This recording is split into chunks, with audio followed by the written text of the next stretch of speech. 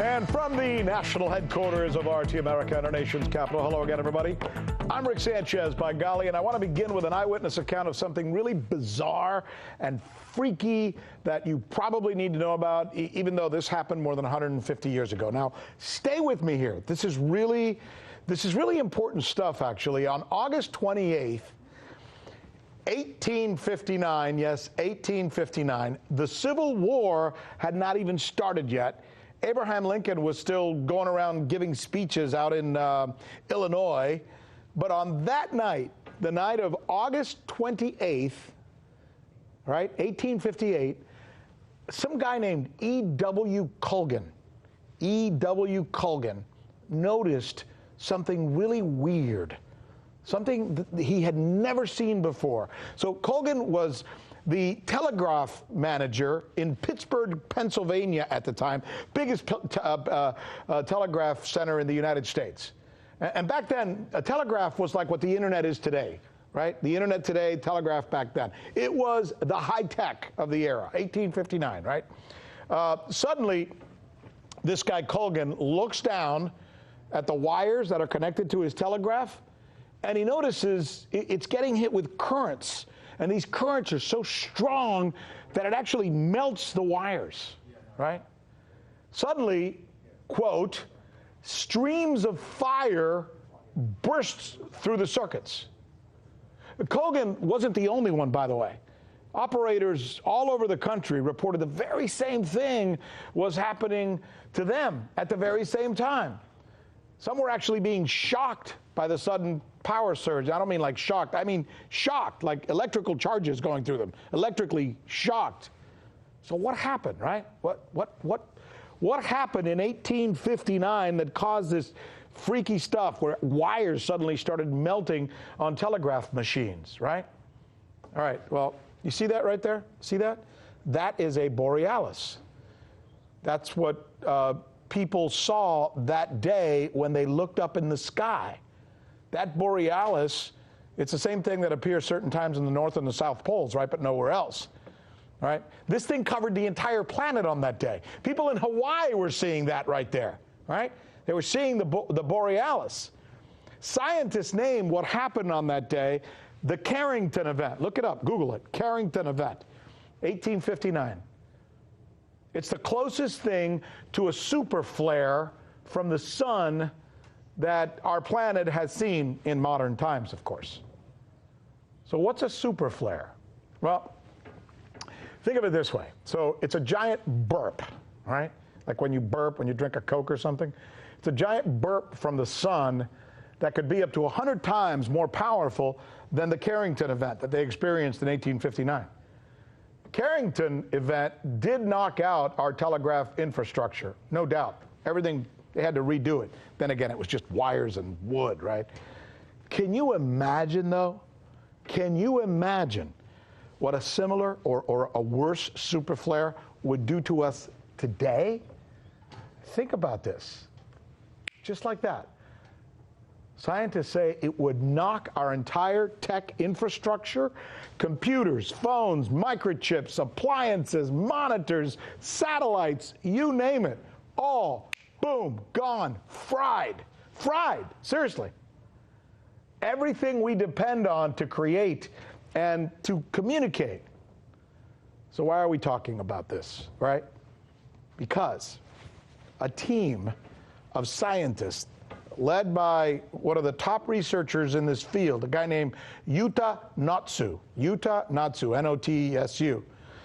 They are now releasing what they have found using this super advanced telescope. It's called the Kepler Space Telescope, which you may have heard of if you follow this kind of stuff.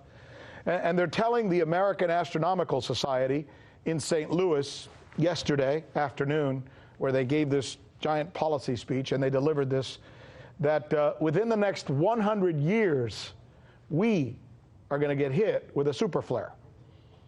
Within the next 100 years. Could be 5 years from now. Could be 20 years from now. Who knows, right? A superflare that could actually wipe out our technology, just like it did in 1859, except this case would be much worse, right? It makes just about every other story that we could possibly choose to cover today. You know, whether the president's going to run for office or not, or which one of the 20 candidates in the Democratic Party are going to be getting the Democratic ticket, or what's going on in India. This seems to, like, dwarf, pardon the pun, any of those stories, which is why we're drilling down on this today here on The News with Rick Sanchez, where we truly believe it's time to do news again.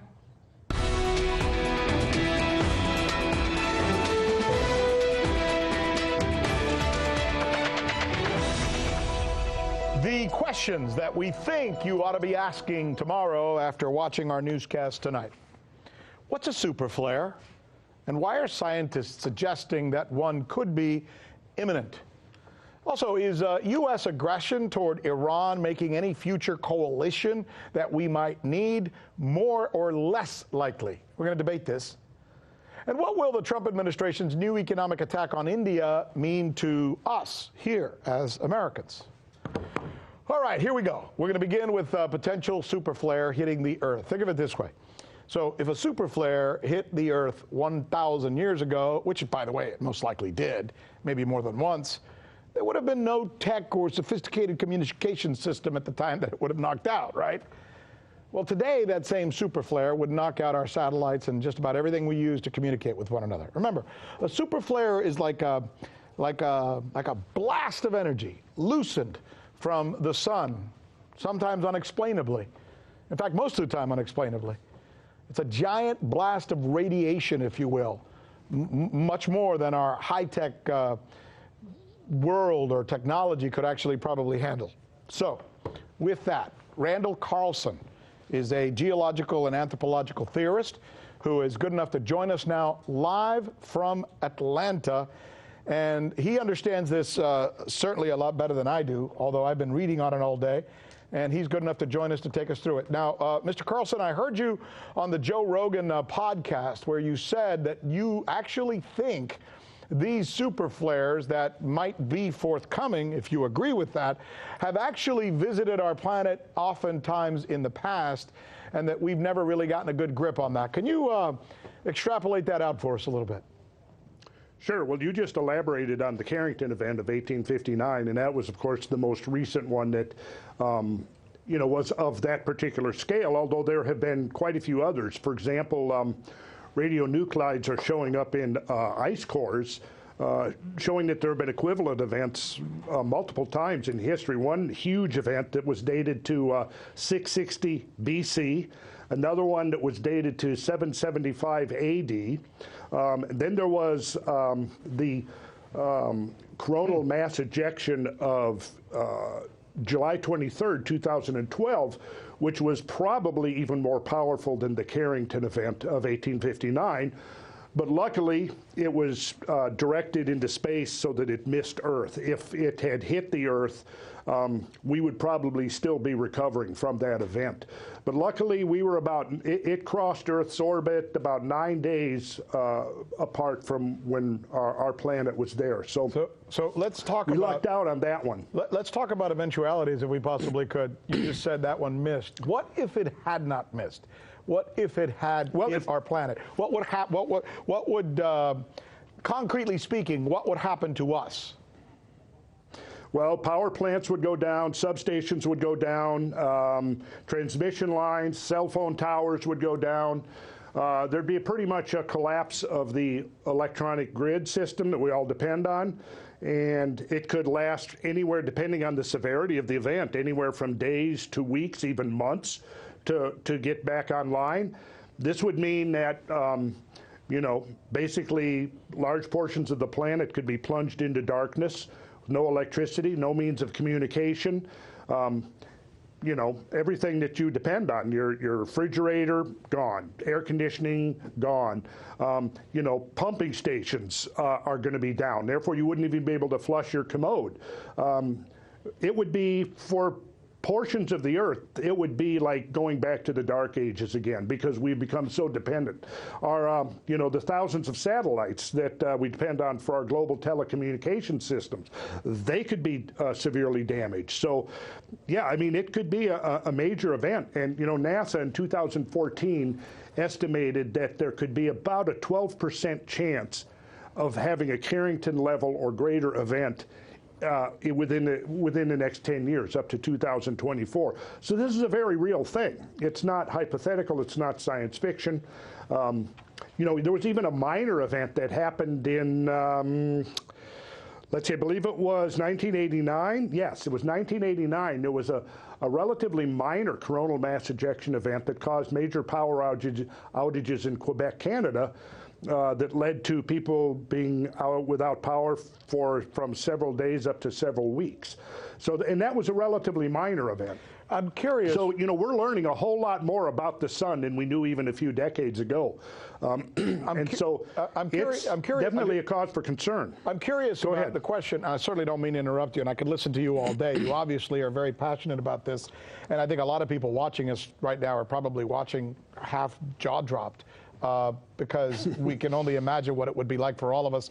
Being from South Florida, I know what it's like to go after a hurricane where everybody loses their power, their electricity, they don't have running water. This is usually a week, maybe two. I can imagine this would last a lot longer.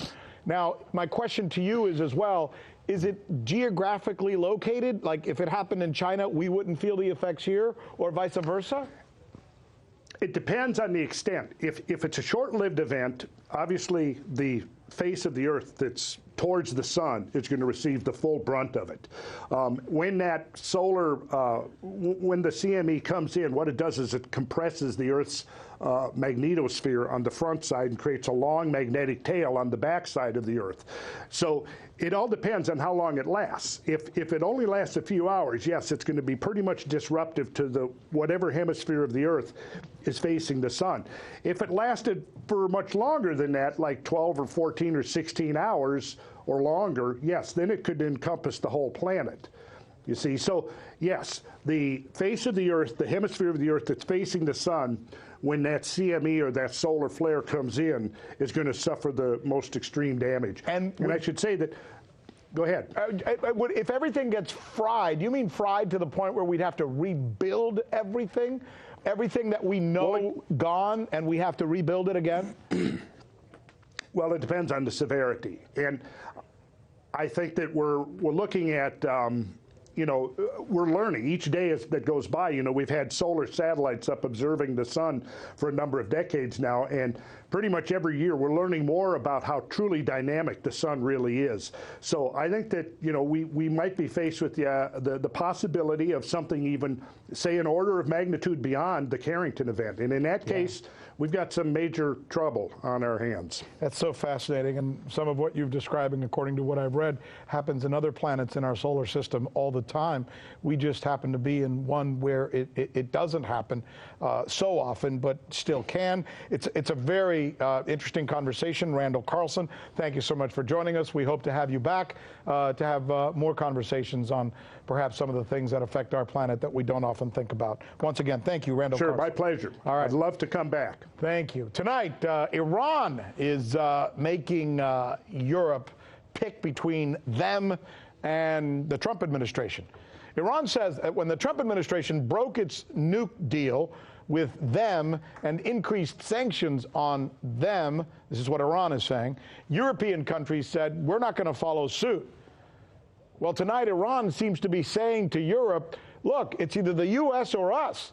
Decide, or we are going to increase our stockpile of uranium to levels that, sorry, violate the terms of the treaty within 10 days because apparently the United States decided they didn't want the treaty. So this is Iran's position, okay?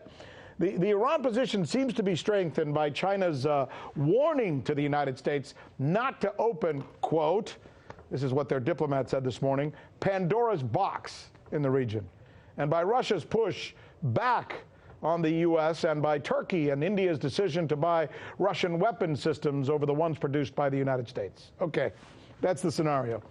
Joining us now, former Naval Intel Officer John Jordan and former U.S. diplomat Jim Jatras. Jim, I'm going to begin with you. I guess the question it behooves us to ask, do the Iranians have a point in this argument? I think they do. To start with, one of the reasons they may be exceeding these limits is because of the U.S. sanctions themselves that make it impossible for them to export enriched uranium to stay under the limits, so it's going to build up and exceed those limits. And I think that, frankly, is part of the plan by people in Washington so that we can accuse them of violating the agreement. Now, whether that's going to scare the Europeans into actually getting a move on with maintaining economic ties with Iran, I think that's a real roll of the dice for the Iranians, because we know what, I'm trying to think of a nice word for cowards, the Europeans are when it comes to standing up to the United States. Do you think, John, that the Iranians might have a point in the argument that they seem to be making this morning? Absolutely not. This is nothing more than blackmail. The U.S. withdrew from the Iran nuclear deal, and it was not a treaty. It was not ratified by the United States Senate. Our Constitution has been around for all to see for over 200 years. President Obama couldn't even get most of the Democrats on Capitol Hill to support the Iran nuclear deal because it didn't deal with their missile programs or their exporting of terrorism, and it guaranteed them a nuclear weapon in 2025. Now, with regard to the Europeans, the European governments may be saying one thing, but European businesses have pulled out completely out of Iran.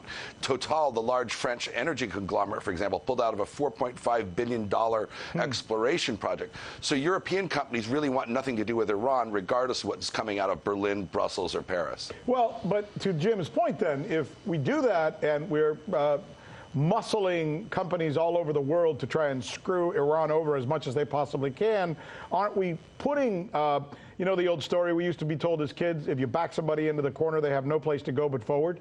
Are we doing that to Iran?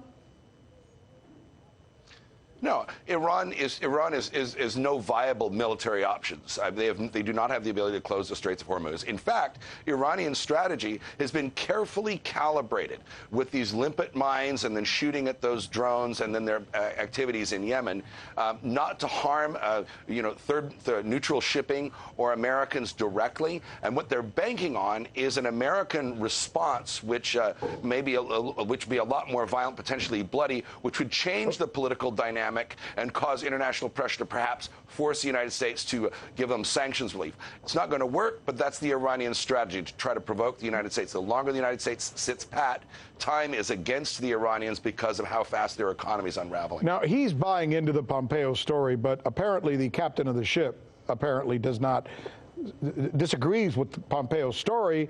In fact, some people would argue that the United States is maybe fabricating some of its accusations against Iran. Where do you stand on this, Jim? I'm highly skeptical, to say the least. I mean, given the lies we've been caught with in the past, whether obviously WMDs in Iraq, everybody forgets the lies about the Balkans that got us into the war in Kosovo. I just don't trust these people. Maybe I should have more faith in our leaders, but I don't. Now, look, John is right. We have a right to pull out of this agreement. Doesn't mean it's a smart thing to do.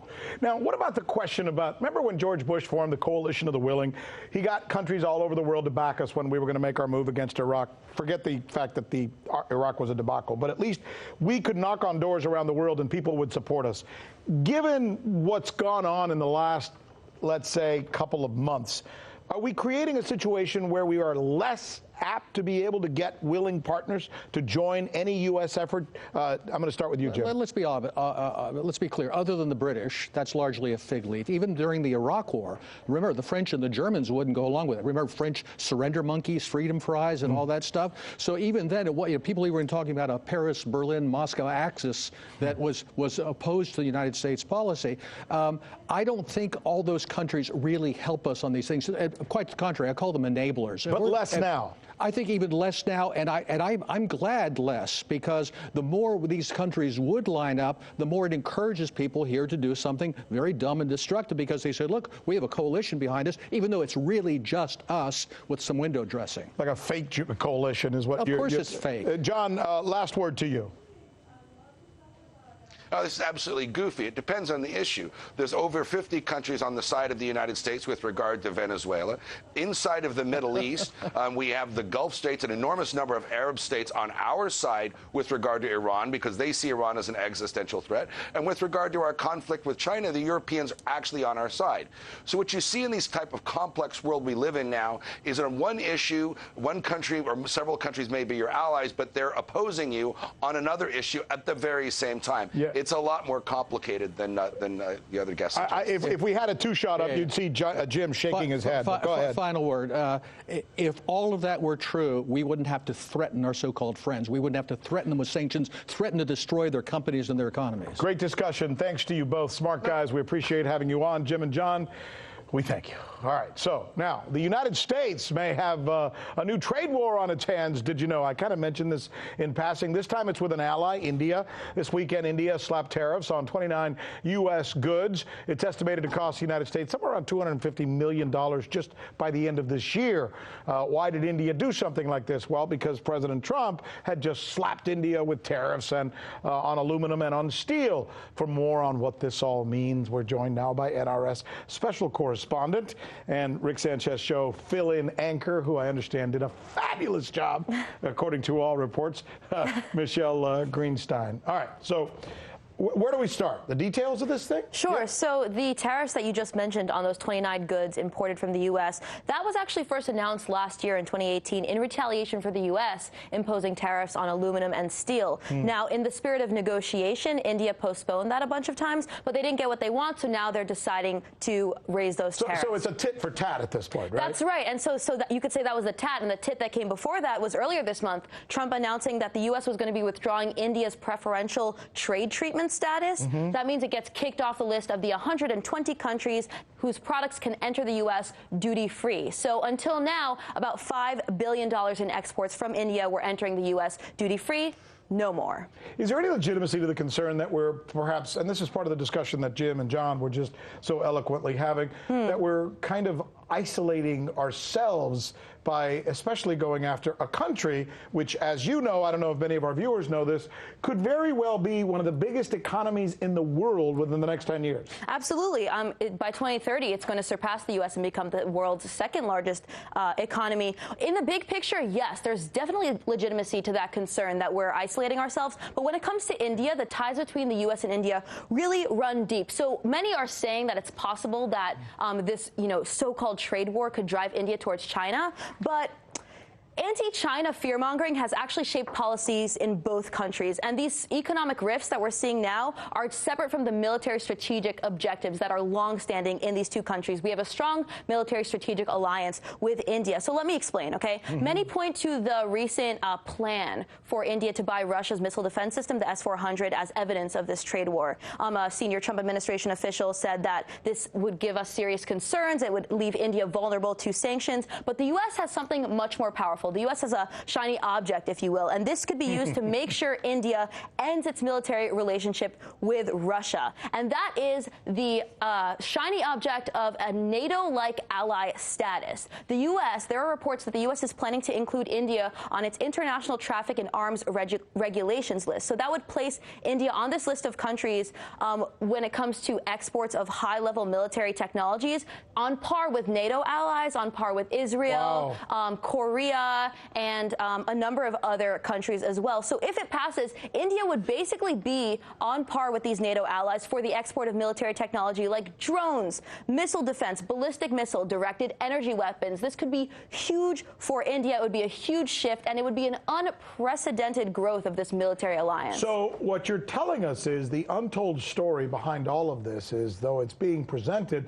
as an economic tit for tat, as we said, it really has an underpinning of militarism behind it. Concern about the power of India, matching up with Russia, for example. That's right. India really has no realistic alternative, and the U.S. wants this ally to weaken Russia economically, and they both want to contain China. So it's very possible we're about to see a deal being made between these two countries. The Indian ambassador hinted towards this, and Mike Pompeo hinted towards this as well. Smart stuff. Good stuff. Thank you, Michelle. Thanks a lot. Thanks for putting that together for us. Well, yeah, you think that's smart. Listen to this. This is one of those stories that makes you go, wow, really? The Trump administration is furiously trying to throw a wrench into the Nord Stream pipeline project. The Nord Stream, due to be done by the end of this year, is going to supply Russian natural gas to most of Eastern Europe, right? It has proven to be too good of a deal for Germany's Angela Merkel to pass up. But the United States and several NATO countries are doing everything they possibly can to, well, stop it, or as I said, throw a wrench into this. The pipeline project, however, seems destined to make history as the longest offshore pipeline ever devised by man. Really fascinating stuff. RT's Yulia Shapovalova is reporting tonight from Moscow. The two lines of the Nord Stream 2 gas pipeline are currently being laid under the Baltic Sea. It should link Russia with Germany. Its total capacity is expected to be 55 billion cubic meters of gas per year. The gas pipeline will pass through the territorial waters and economic zones of the Russian Federation, Finland, Sweden, Denmark and Germany. In Europe, the construction of the pipeline is supported by Norway, Austria and Germany. These countries are interested in a reliable supply of Russian natural gas. However, a number of countries are critical of the project, in particular Ukraine, which does not want to lose profits from the transit of the Russian gas. The United States, which is planning to supply its own liquefied natural gas to Europe, and Denmark, which hasn't given permission for the pipeline to pass through its territorial waters. Copenhagen says the implementation of the project would be a blow to European energy security, as it would strengthen Russia's influence in the gas market. Moscow claims, though, that the gas pipeline will strengthen Europe's energy security and ensure stable and uninterrupted gas supplies. According to the Russian side, Denmark's position, which may cause delays to Nord Stream 2's completion, will result in losses. So Moscow says the Scandinavian countries sooner or later will have to compensate them. The United States also opposes the construction of the Nord Stream 2, believing that this project will give Russia leverage over the foreign policy of European countries. Plus, it promotes its liquefied natural gas in the EU. The U.S. President Donald Trump said that he was looking into the possibility of imposing sanctions in connection with Nord Stream 2. But according to him, the best way to counter Russian influence in the energy sector in Europe is to sell American LNG to the EU. U.S. Republican Senator John Barrasso introduced a bill on sanctions against the Nord Stream 2 to Congress. Earlier, U.S. Secretary of Energy Rick Perry threatened the Nord Stream 2 partner companies with economic consequences. In turn, the German authorities stressed that they fundamentally reject extraterritorial restrictions. Germany has repeatedly said that the Nord Stream 2 is an economic project and does not threaten the energy security of Europe. However, Berlin says it's important to preserve Russian gas supplies through Ukraine. Just recently, German MP Robert Schlund responded to U.S. threats to impose sanctions on his country over its involvement in the Nord Stream 2 project. The head of the German-Russian group in the Bundestag said that the United States' blackmailing of Germany was unacceptable. According to the Russian side, the Nord Stream 2 construction project complies with the international law and there is no legal basis for its suspension. Therefore, it argues the opponents of the project are using illegal tools that threaten the global economy. Yulia Shapovalova with the news with Rick Sanchez. Thank you so much, Yulia. And that is our news, and we want to thank you so much for being with us. Now, if you have some friends who are looking for a newscast that's not like the rest of them, by golly, tell them we're here. We'll see you again tomorrow when it'll be time to do news again.